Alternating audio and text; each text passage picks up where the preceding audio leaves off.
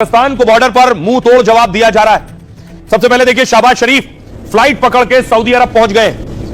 इससे पहले शहबाज सऊदी गए थे, वहां बड़ी डील करके आए थे, परमाणु सुरक्षा की गारंटी देकर आए थे। और अब वो डील इतनी बड़ी है कि अपने सैनिक सऊदी अरब भेजेंगे और सऊदी अरब बदले में इन्हें पैसा देगा। फिर शहबाज पहुंचे हैं सऊदी अरब। ये आप मैप देख रहे हैं भारत और पाकिस्तान का, और ये बॉर्डर आप देख रहे हैं ऊपर लीपा वैली। ये वो जगह है जहां पर फायरिंग हुई पाकिस्तान की तरफ से और भारत ने फौरन पलटवार किया है। पाकिस्तान को खासा नुकसान हुआ। 26-27 अक्टूबर की रात पाकिस्तान ने सीजफायर तोड़ा।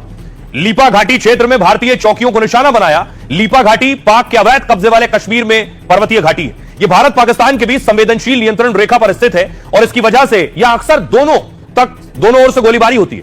रिपोर्ट के मुताबिक इस बार पाक ने छोटे हथियारों का इस्तेमाल किया। पाकिस्तान की तरफ से गोलीबारी हुई और मोर्टार दागे गए। भारतीय सेना ने भी पलटवार करते हुए मुंहतोड़ जवाब दिया है। दोनों तरफ से देर रात तक भारी गोलीबारी जारी रही और हालांकि दोनों तरफ से किसी तरह के नुकसान की पुष्टि नहीं है। ऑपरेशन सिंदूर के बाद 10 मई को दोनों देशों में सीजफायर हुआ था। तब यह तय हुआ था कि दोनों तरफ से कोई उकसावे की कार्रवाई नहीं होगी, लेकिन पाकिस्तान ने पुरानी आदत की तरह सीजफायर तोड़ना शुरू कर दिया। हालांकि भारतीय सेना ने हर बार की तरह इस बार भी करारा जवाब दिया। दूसरी तरफ सेना के साथ ही पाक पीएम भी जबरदस्त बेइज्जत हो गए।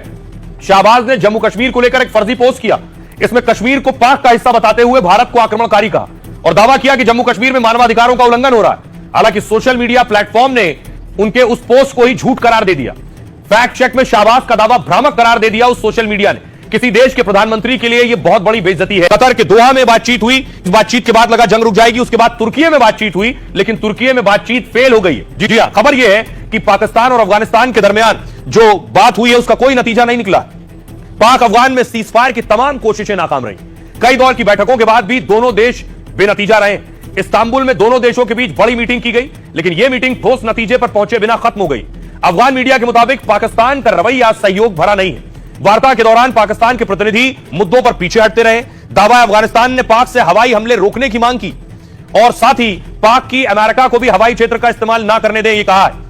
खबरों के मुताबिक पाकिस्तान पहले कुछ शर्तों पर तैयार हो गया था, लेकिन कुछ देर बाद पाकिस्तानी प्रतिनिधि को एक फोन कॉल आया और फिर पाकिस्तानी पक्ष स्वीकार की गई शर्तों से पीछे हट गया। दावा है कि पाक ने भी यह माना है कि अमेरिका से ड्रोन अटैक का समझौता हुआ है। इस समझौते के तहत वो हवाई क्षेत्र के इस्तेमाल से उसे रोक नहीं सकता है और ना अमेरिका के साथ इस समझौते को तोड़ सकता है। यानी साफ तौर पर पाकिस्तान अमेरिका के लिए काम कर रहा है, लेकिन इस अफगानिस्तान पाकिस्तान के समझौते को फिर अटका दिया है।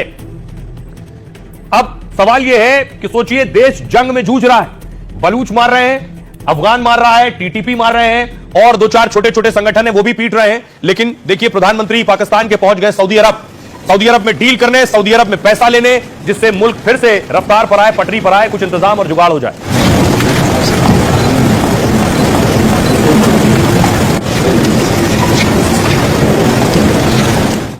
अब देखिए जरा शहबाज क्यों गए हैं। पाकिस्तान के प्रधानमंत्री शहबाज सऊदी अरब के दौरे पर हैं। रियाद में प्रिंस बिन सलमान से शहबाज शरीफ की मुलाकात हुई।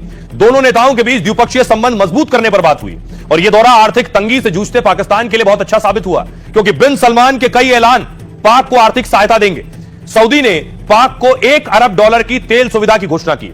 यह पैसा पाकिस्तानी करेंसी में करीब 29,000 करोड़ रुपए होगा। साथ ही सऊदी स्टेट बैंक ऑफ पाक में $5 अरब बढ़ाएगा। इसमें दिसंबर तक $2 अरब पाकिस्तान को मिल जाएगा, जबकि $3 अरब की अगली किस्त जून 2026 में मिलेगी। इस सहायता के लिए शहबाज ने बिन सलमान का शुक्रिया किया। सोशल मीडिया पोस्ट में लिखा, रियाद में बड़ा सम्मान, खुशी महसूस हो रही। मैंने दोनों देशों में सहयोग बढ़ाने के लिए सऊदी प्रिंस का आभार जताया है।